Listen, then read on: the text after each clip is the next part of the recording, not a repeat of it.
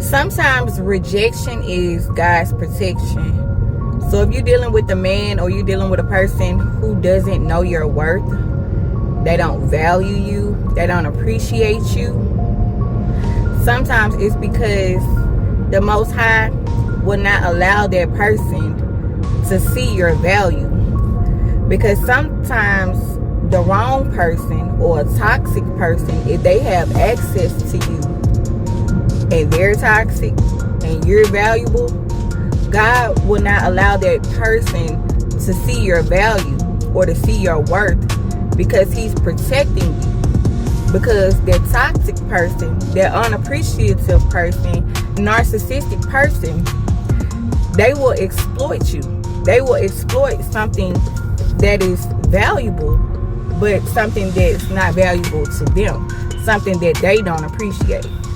So I know rejection hurts, but sometimes rejection is necessary. So don't always take rejection as you're not valuable. Take it as God's protection. Okay?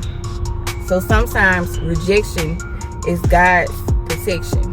It's His way of protecting an asset, protecting something that's valuable.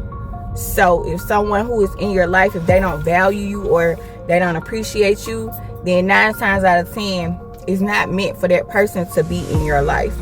Sometimes people are a lesson or they are a blessing. It's your job to discover what that person is, what that person's role is in your life, what is that person's assignment in your life. Because God sometimes will send people, but Satan send people too. God have agents in the earth, Satan have agents in the earth. But it's your job to discern and discover who's meant to be in your life. And it's also your job to discern when that person's season is up. And you know, that's our problem, especially as women. We try to hold on to people and relationships, friendships, jobs, when sometimes that season is up in our life and it's time for us to start a new chapter.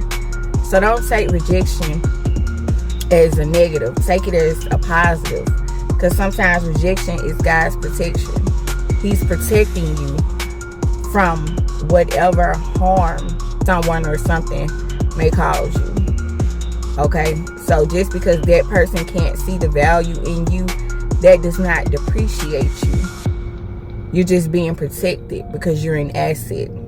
The person has access to something like a car. Say someone has a Rolls Royce. Okay, it's a classic and it's a one of a kind. Okay, it was a limited edition. Just because that person may not understand the value of that car, their lack of being able to see the value in that car, that does not depreciate the value of the car just because they don't know the worth of the car. Okay, the car is still valuable. The car is still an asset.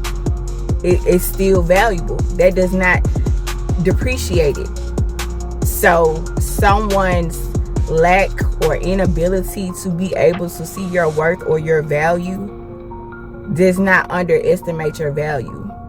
Okay, rejection does not equal depreciation.